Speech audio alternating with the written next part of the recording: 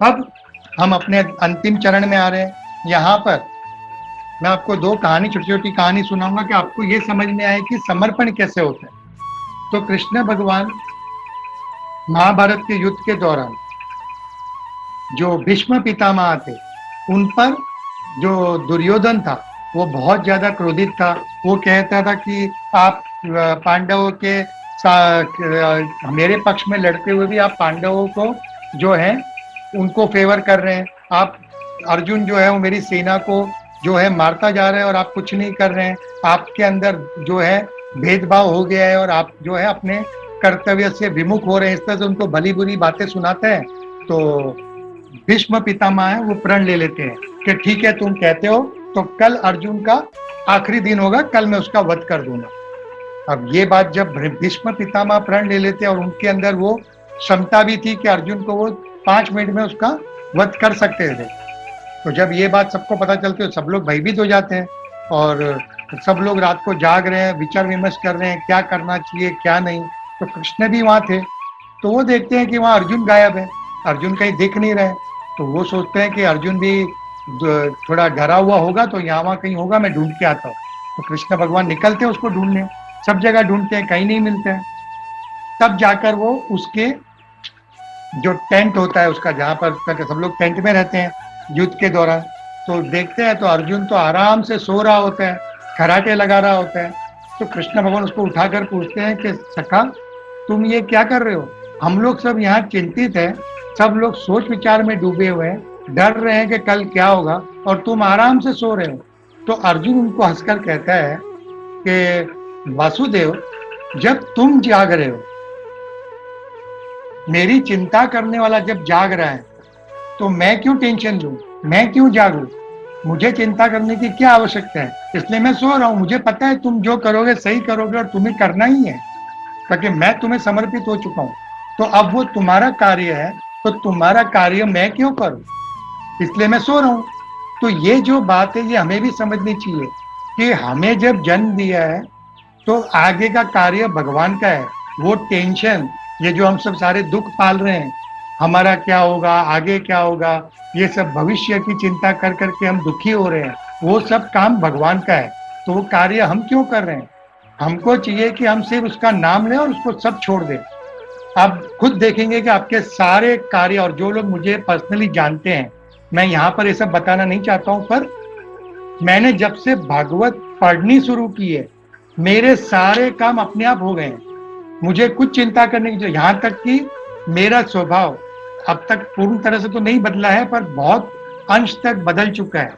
मैं आपको ये बता दूं कि मुझे बीपी आया था 1 साल पहले, यही सब टेंशन सबके कारण। मैं गोलियां खा रहा था, गोली अब भी चालू है, पर पिछले 1 महीने से मेरा बीपी नॉर्मल आ रहा है। ये उनकी ही, क्योंकि मैंने अपने सारे टेंशन, अपने सारे विचार सब उनको समर्पित कर दिए हैं। भाई तुमको जो करना करो, तुम्हारा काम है, मैं उनका बालक हूँ। और दूसरी बात मैं आपको यहाँ पे जो मैं सिखाऊं कि छोटे, जब आपके बच्चे हैं, जब वो छोटे थे तो उसका लालन पोषण कौन करता था, आप करते थे।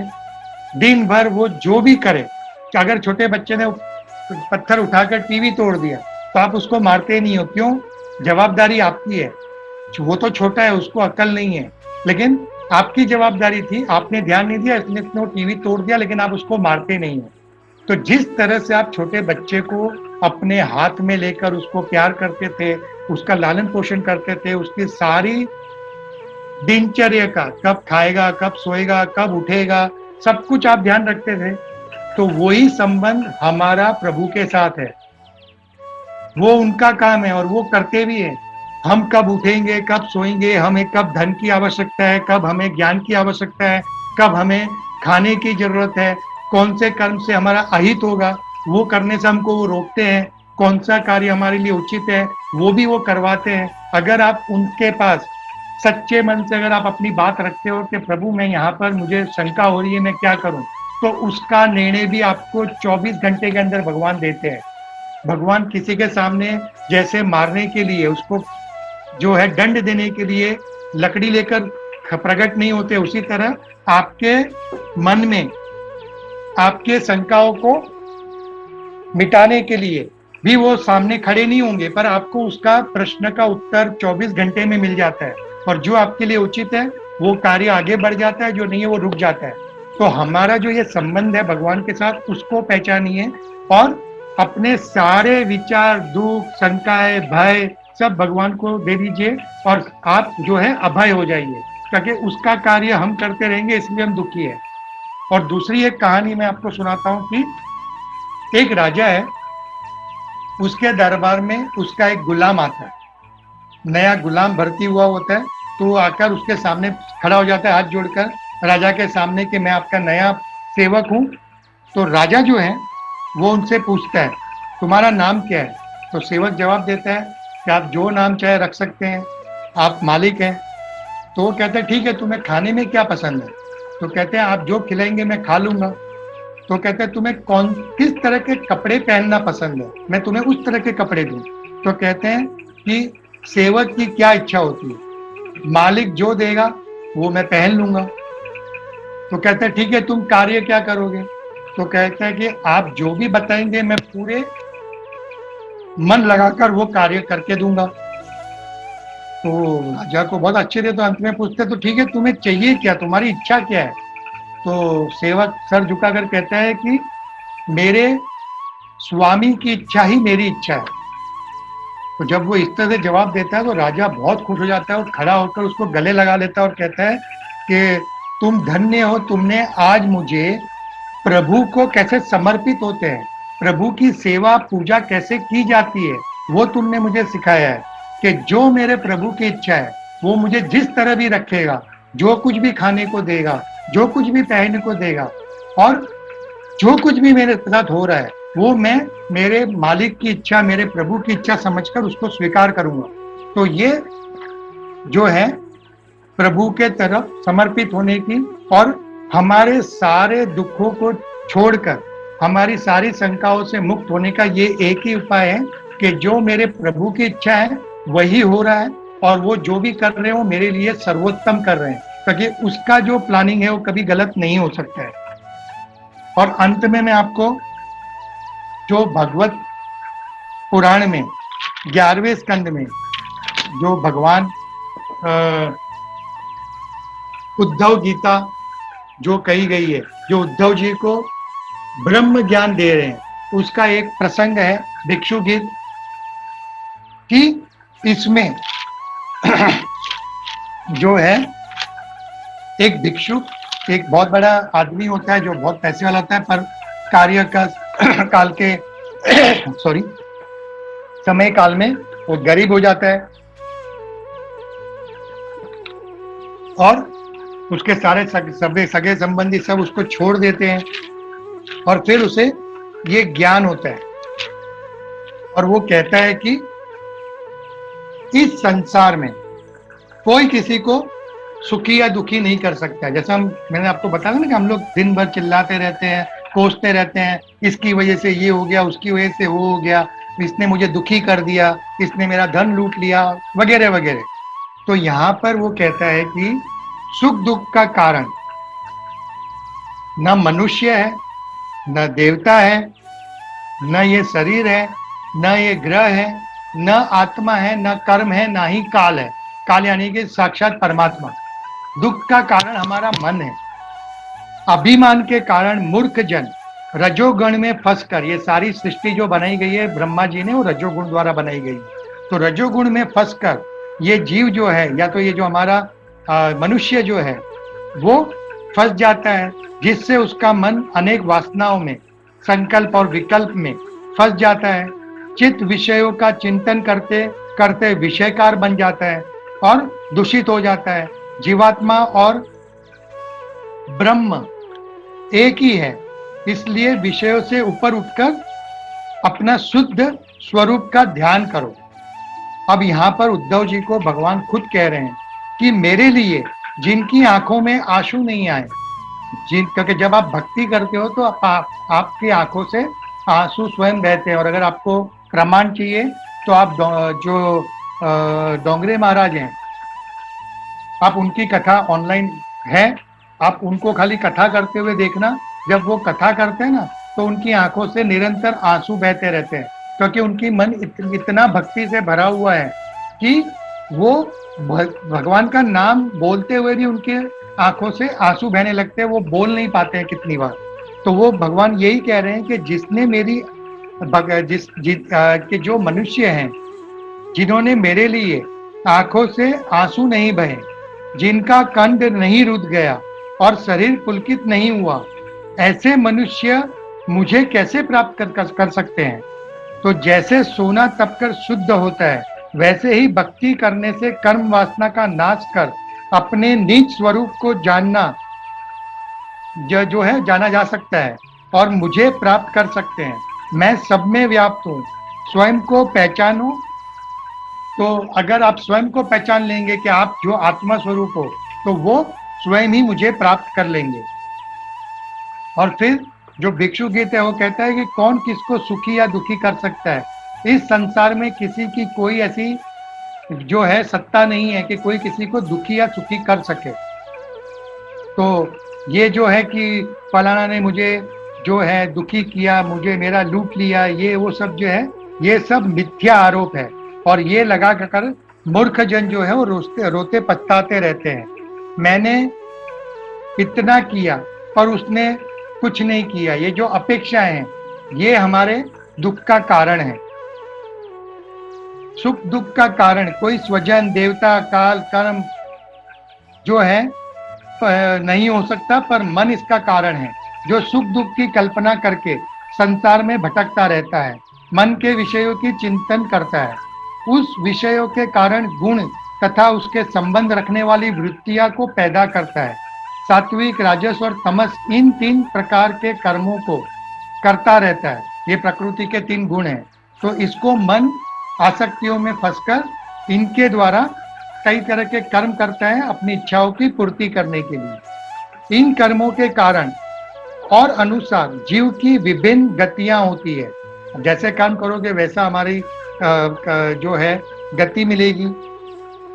तो समस्त चेष्टाओं का कारण मन है।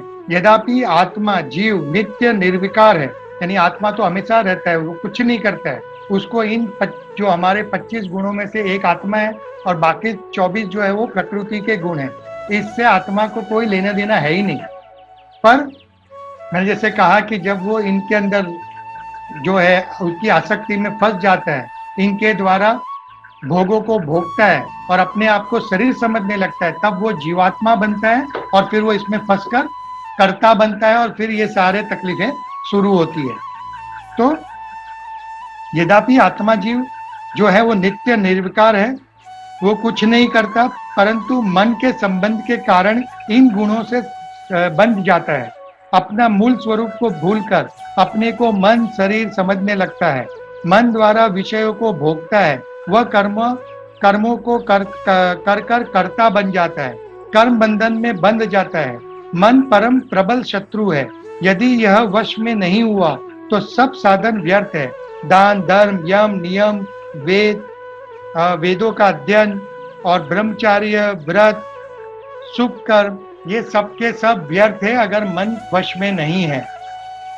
इस मन को तो बड़े बड़े मुनि ऋषियों को भी हरा दिया है। तो इस मन ने बड़े बड़ों को पछाड़ दिया है। यहाँ तक कि शंकर भगवान को भी इसने एक बार जो है फंसा दिया था और उनको भी भ्रमित कर दिया था। तो अंत में भगवान कहते हैं कि जैसे पेड़ है, पेड़ को काटकर आपने इसमें से पालकी बनाई या तो आपने कुर्सी टेबल बना लिया, तो फिर मैं कहूंगा कि ये कुर्सी को मैं बताकर कहूंगा ये पेड़ है, तो आप कहोगे बेवकूफ है, ये तो कुर्सी है।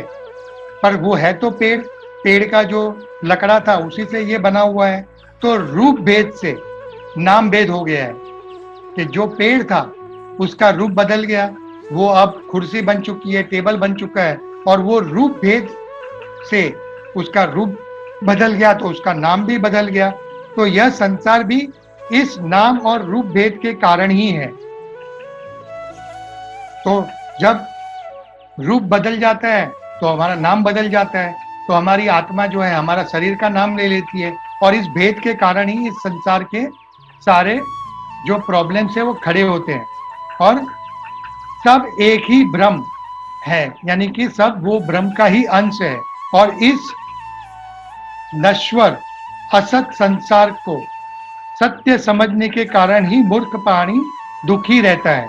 अज्ञानी इस देह को ही आत्मा मानता है और गुणों से प्रभावित मन मोहित होकर रहता है और 84 लाख योनियों में भटकता रहता है। तो विषयों से वैराग्य हो जाने पर तत्व ज्ञान होता है। तो इस तरह से जो है भिक्षु गीत में, इसको भिक्षु गीत कहा गया है। तो भिक्षु गीत में जो है शरीर पंचभूतों से बना है, तो शरीर जो है वो हमें दुखी नहीं कर सकता। देवता जो है, अब देवता जो है तो सारे देवता जो हैं वो अलग अलग शरीर के अंगों के अधिष्ठाता देव हैं। जैसे कि आंख है तो आंख के अधिष्ठाता देवता सूर्य है, हाथ है तो उसके देवता इंद्र हैं। तो जब शरीर के देवता वो हैं तो शरीर को दुख क्यों देंगे, तो वो भी दुख नहीं दे सकते। और फिर आत्मा, तो आत्मा जो है वो तो परमात्मा का अंश है और ये सुख दुख से वैसे ही वो परे है, वो तो नित्य चेतन है, वो कुछ करता ही नहीं है, तो वो कैसे दुख दे सकता है। और फिर ग्रह, तो ग्रह जो है वो हमारे प्रारब्ध या हमारे कर्मों के अनुसार दुख देते हैं। तो किसको देते हैं, शरीर को देते हैं, आत्मा को नहीं दे सकते हैं। और फिर कर्म, तो कर्म जो है वो भी आत्मा से परे है, क्योंकि हमने जो कर्म किए हैं वही हम भुगत रहे हैं, हमारा शरीर, तो वो भी आत्मा से परे है। और काल, तो काल तो हम जो भगवान है वही काल है, कालातीत कहा जाते हैं, वो काल से अतीत है, तो हम उसके अंश हैं। तो एक अंशी दूसरे अंशी को दुख नहीं देता है। तो इस तरह से यहाँ पर वर्णन है, मैंने आपको बहुत संक्षिप्त में बताया है, इसका पूरा बहुत सुंदर वर्णन है। तो आप वो पढ़ेंगे या सुनेंगे तो आपको पूर्ण ज्ञान हो जाएगा कि इस संसार में कोई किसी को सुखी या दुखी कर ही नहीं सकता है। हमें जो लोग भी दुख दे रहे हैं, जिसको हम दुख का कारण समझ रहे हैं, चाहे वो हमारी पत्नी हो, माता पिता हो, सगे संबंधी हो, मित्र हो या अन्य लोग हो, वो सबके सब हमें पूर्व जन्म के कारण हम यहाँ पर एक दूसरे से मिले हैं और उसको तो हमें भुगतना ही है। तो अंत में जो मैं आपको बता रहा हूं कि संसार की माया, भगवान ये हम अपने विचारों द्वारा जो भी सोच सकते हैं, समझ सकते हैं, जो भी देखता है हमको, ये सब की सब संसार की माया है। और जो काल है, जिसको मृत्यु कहा जाता है, जो भी भगवान का ही स्वरूप है, वो निरंतर घात लगाकर बैठे ही है कि कब मैं इसको खा जाऊं। तो मृत्यु हमारे पीछे है, चारों तरफ भगवान की माया है जो हमको तरह तरह से आकर्षित भी करती है, भ्रमित भी करती है, हमको जो है धोखा भी देती है। तो इस संसार में इस माया को अगर हमें जीतना है तो एक ही रास्ता है, मायापति के शरण में चले जाओ। और मायापति स्वयं भगवान है, तो आप भगवान की शरण में जाओगे, उनका नाम स्मरण करोगे, तो धीरे धीरे आप पाओगे कि आपको इस संसार के वस्तुओं की तरफ आपका जो अट्रैक्शन है वो कम होते जाएगा, आपको माया जो है वो फिर आकर्षित नहीं कर पाएगी। तो इसीलिए कहा गया है कि कृष्णम वंदे जगत गुरु, कि इस सारे ब्रह्मांड में, सारे संसार में कृष्ण ही जगत गुरु है। आप उनके शरण में जाओ, आप उनके शिष्य बन जाओ, तो वो मायापति आपको अपनी माया से मुक्त कर देंगे। अब यहाँ पर मैं ज्यादा डीप में नहीं जाऊंगा, पर ये कुछ प्रश्न हैं जो उद्धव जी ने कृष्ण जी को पूछे थे। ये उद्धव गीता का ही भाग है, जैसे भिक्षु गीत, फिर अवधूत गीता जो जनक जी को 9 अवधूतों ने समझाई थी, ये सब आप जब सुनोगे तो आपको ये ज्ञान होगा कि हम इतने साल तक निरर्थक ही अपना जीवन व्यर्थ गवा रहे थे, और ये 100% होगा। आप खाली एक बार इसको सुनकर देखें, नहीं हुआ तो आप जो कर रहे हो आप कर सकते हो। तो खैर, इन शॉर्ट, तितिक्षा क्या है, सुख दुख सहन करना। दान क्या है, दंड ना देना। ये बहुत बड़ा दान है कि आपके पास दंड देने की क्षमता हो और आप उसको जो है माफ करते हो, ये बहुत बड़ी बात है। तप, कामनाओं का त्यागी तप है। और शौर्य, तो मन को वश करना। और सत्य क्या है, सब में प्रभु को देखना। त्याग, तो इस संसार से अपने आप को अलग कर लेना, यही बड़ा त्याग है, सारे कर्मों से अलग हो जाना। और फिर सबसे बड़ा दान धर्म, यज्ञ क्या है? तो यज्ञ पुरुष भगवान जो है, उनके सारे अंगों का वर्णन किया गया है, तो भगवान ही यज्ञ पुरुष है। और फिर दक्षिणा तो ज्ञान का उपदेश, और फिर लाभ तो श्रेष्ठ भक्ति ही सबसे बड़ा लाभ है, और विद्या तो आत्मा और परमात्मा को एक देखना, ये सबसे बड़ा ज्ञान है। सुख क्या है? संभाव रखना। दुख क्या है? अपेक्षा ही दुख का कारण है। पंडित जो कर्म बंधन और मोक्ष को जानता है, जो अपने आप के अपने मूल स्वरूप को जानता है, वही पंडित है। और मूर्ख कौन है?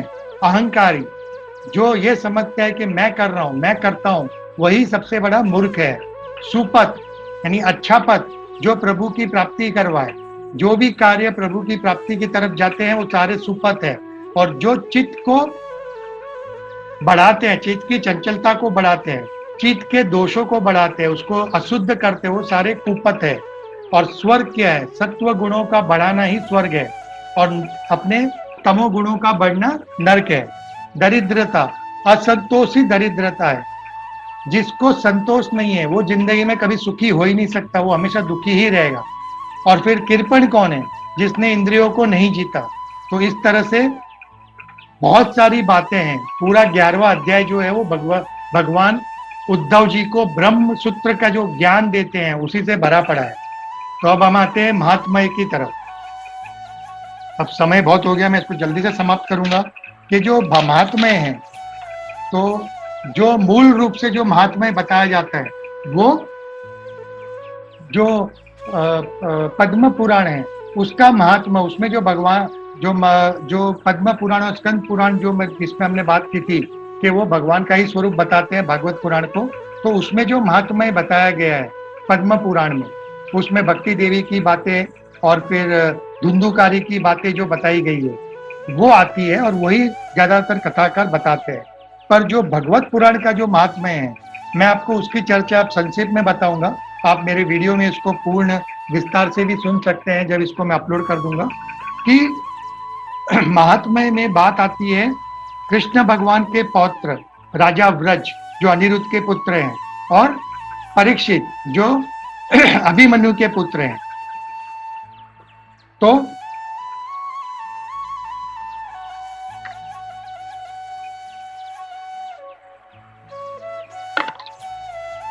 जो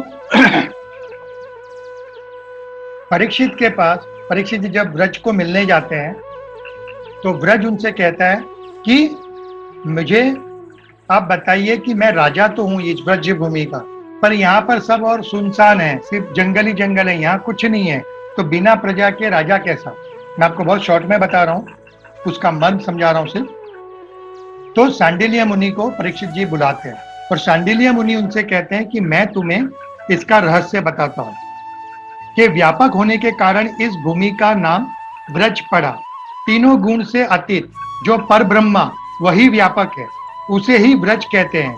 इस ब्रज में नंद नंदन यानी नंदन के जो नंद जी जो उनके पिता थे, तो नंद नंदन श्री कृष्ण का निवास है। उनका एक एक अंग सच्चिदानंद रूपाय है। वे आत्माराम और अल्प काम है। अब उन्हें आत्माराम और आप्त काम कहा गया है। तो प्रेम जो है, प्रेम में डूबे हुए रसिक जन ही उनकी अनुभव कर सकते हैं। भगवान श्री कृष्ण की आत्मा है राधिका जी, उनके साथ रमण रमण का मतलब होता है विहार करना, टहलना। तो रमण करने के कारण ही ज्ञानी पुरुष उन्हें आत्माराम कहते हैं, क्योंकि उनकी आत्मा राधा जी है, और राधा जी साक्षात जो है वो प्रेम का स्वरूप है। उच्चतम जो प्रेम की व्याख्या हो सकती है वो राधा जी है। तो भगवान का जो प्रेम है वही राधा जी है, और इसीलिए उन्हें आत्माराम कहते हैं। काम का अर्थ होता है कामना, अभिलाषा। कृष्ण की कामना क्या है? ग्वाल बालक, गोपियां, गौएं यानी गायें, और उनके साथ लीला विहार करना, ये उनकी कामना है। और ये सब ब्रज में हमेशा नित्य रहते हैं, हमेशा मौजूद रहते हैं, इसीलिए उन्हें आप्त काम कहा गया है। तो श्री भगवान कृष्ण जो है वो आज भी और नित्य हमेशा वृंदावन में वास करते हैं।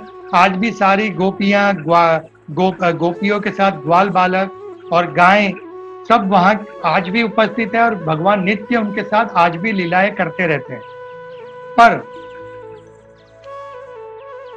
भगवान की जो कृष्ण की लीलाएं हैं वो दो प्रकृति की है, मीन्स दो प्रकार की है।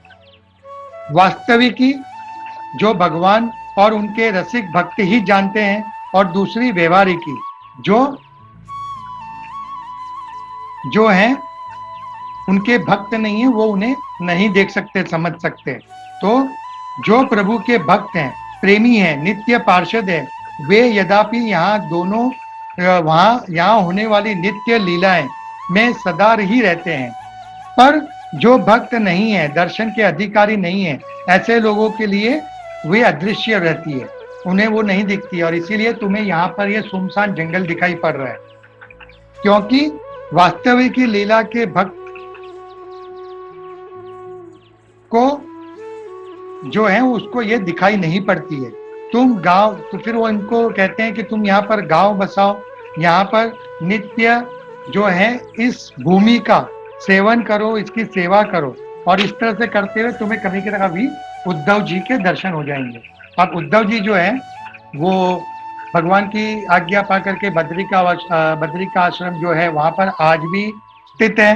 और उन्होंने जब भगवान के आदेश अनुसार वृंदावन में जब वो गए थे, और वृंदावन में गोपियों को समझाते उनको जब ब्रह्म ज्ञान हुआ और उन्होंने गोपियों को अपना गुरु मान लिया, तब भगवान को उन्होंने कहा था कि आप मुझे छोटे छोटे वृक्ष और वेल बना दीजिए, ताकि ये गोपियां जब चलती है तो उनकी जो रजकण है, जो धूल है, वो मुझ पर पड़ती रहे और मैं हमेशा कृतार्थ होता रहूं। तो वो जो उद्धव जी है उनको भगवान का उत्सव स्वरूप माना गया है, कि जहां जहां पर भी भगवान की कथाएं होती है, जैसे आज हम भगवान की कथाएं सुन रहे हैं, तो जहां पर भी उत्सव होता है, भगवान की कथाओं का श्रवण होता है, वहां पर साक्षात जो उद्धव जी है वो प्रकट होते हैं और कथा करने वालों को भगवान की भक्ति प्रदान करते हैं और उनको भगवान के धाम तक का दर्शन करवाते हैं और भगवान का स्वरूप दिखाते हैं। तो इस तरह से वो कहते हैं कि जब तुम्हें इस धरती का सेवन करते हुए, इसकी सेवा करते हुए तुम्हारा जब उद्धव जी से भेंट हो जाएगी तो तुम्हें भगवान की अनुभूति मिल जाएगी। और दूसरी तरफ और एक उसमें कथा आती है कि कृष्ण की जितनी रानियां हैं, रुक्मणी जी, अश्वभामा, कालिंदी, जितनी भी रानियां हैं, जामवंती, तो वो सब बहुत दुखी थी, सिर्फ कालिंदी यानी कि यमुना जी को छोड़कर। तो वो सब देखती है कि हम सब तो भगवान का वियोग सहन नहीं कर पा रही, हम दुखी है, और ये जो कालिंदी है, यमुना जी, ये तो बहुत सुखी रहती है। तो सब जाकर के उनसे पूछती है कि बहन तुम हमें ये बताओ कि ये क्या क्या रहस्य है कि हम सब तो रोज दुखी रहती है वियोग में भगवान के, कि तुम जो हो वो तो प्रसन्न दिख रही हो, तो इसका रहस्य हमें बताओ। तो यमुना जी कहती है, अपनी आत्मा में ही रमण करने के कारण भगवान श्री कृष्ण आत्माराम है और उनकी आत्मा है श्री राधा जी। ये बहुत इंपॉर्टेंट है कि भगवान से भी ऊपर श्री राधिका जी को कहा गया है, क्योंकि जब भगवान रासलीला करते हैं ना, तो रासलीला में जो सर्वोत्तम प्रेम का स्वरूप होता है वो राधा जी है, और उसके साथ भगवान महारास करते हैं। और आपको ये कथा भी सुनने मिल जाएगी और भगवत जी में भी मिल जाएगी कि जब भगवान महारास करते हैं उस समय शंकर भगवान को उसका भाग बनना था, तो उन्होंने उनको पूर्ण नारेश्वर का रूप धारण करवाया, उनको नारी बनवाया, और फिर उनको महारास का आनंद लेने मिला। नारद जी और अर्जुन जी ने भी नारी का रूप धारण करके गोपी बनकर महारास में भाग लिया था। तो भगवान को अगर प्राप्त करना है तो हमें गोपी बनना पड़ेगा हमें, क्योंकि जो नारी होती है, स्त्री होती है, वो पूर्ण स्वरूप संपूर्ण जो है समर्पण कर सकती है। तो इसीलिए भगवान इस सारे संसार में जो है एक ही पुरुष है, वो है श्री कृष्ण जी। बाकी हम सब जो अगर यहाँ पे संसार में पुरुष का जो है वो सृष्टि चक्र को चलाने के लिए स्त्री और पुरुष का भाव बनाया गया है, पर सारे संसार में हम सबके सब गोपियों का भाव जब हम प्राप्त करते हैं क्योंकि हम भगवान के ही अंश हैं। तो हम गोपी बनकर जब भगवान को पूछते हैं तब जाकर के हमें भगवान प्राप्त होते हैं, और हमें उनको प्राप्त करने के लिए श्री राधा जी का स्मरण करना चाहिए। तो वो यमुना जी कहती है, मैं दासी की तरह राधा जी की सेवा करती रहती हूँ, क्योंकि भगवान की आत्मा ही श्री राधिका जी हैं। उनकी सेवा के प्रभाव से मेरा स्पर्श विरह मेरा स्पर्श कभी नहीं करता, मुझे कभी विरह नहीं होता। श्री कृष्ण की जितनी भी रानियां हैं, सबकी सब श्री राधिका जी का ही अंश और विस्तार है। श्री कृष्ण और राधा सदा एक दूसरे के सम्मुख है, उनका नित्य सहयोग है। इसलिए राधा के स्वरूप में असत विद्यमान है। श्री कृष्ण ही की अन्य रानियां हैं, उनको भी भगवान का नित्य संयोग प्राप्त है। तुम्हें श्री कृष्ण के वियोग नहीं हुआ, पर तुम्हें इस रहस्य को नहीं जानती, इसलिए तुम्हें दुख का अनुभव हो रहा है। गोपी यहाँ भी वृंदावन में श्री कृष्ण के जाने के बाद वियोग का कष्ट सहन करती रही, पर जब उद्धव जी ने आकर उनका समाधान किया तो उन्हें इस बात को समझ में आ गई और दुख दूर हो गया। और फिर इसके बाद व्रज परीक्षित जी और सारी कृष्ण जी की जो रानियां हैं, वो इस रहस्य को जानकर उन्होंने बड़े उत्सव का आयोजन किया। वहां पर उस उत्सव में बड़े बड़े ऋषि मुनि वगैरह ने भाग लिया, और सभी लोगों ने बड़े चाव से भगवान की भक्ति की, कीर्तन किया, भजन किया। और उस समय उनका वो बड़ा उत्सव देख करके उद्धव जी वहां प्रकट हुए, और सभी को उन्होंने भगवान के धाम तक जाने का मार्ग प्रशस्त कर दिया, और सभी को भगवान का साक्षात्कार हुआ। और इस तरह से जो भागवत का, इसमें और भी बहुत सारी बातें बताई गई है, पर अब समय बहुत कम है, मुझे आखिरी भाग भी इसका समाप्त करना है। तो जो है उद्धव जी जो है, उन्होंने सबको भगवान का प्रेम और उनकी भक्ति का जो परम स्रोत होता है और उसका जो परम लेवल होता है, उसका उन्हें अनुभव करवाया। और वो कहते हैं कि श्री कृष्ण और इस भूमि का स्वरूप में कोई अंतर नहीं है। श्री कृष्ण व्रज में और श्रीमद् भागवत पुराण में नित्य वास करते हैं, लीलाया करते ही रहते हैं।